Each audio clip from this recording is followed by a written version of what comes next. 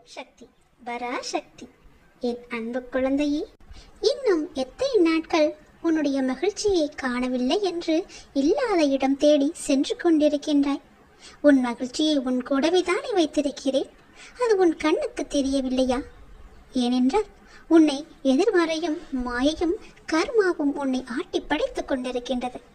அதனால் உன் அருகே நான் வைத்திருக்கும் மகிழ்ச்சியை காணாத நீ ஏங்கி தவித்து பல இடங்களில் தேடிக்கொண்டிருக்கிறாய்.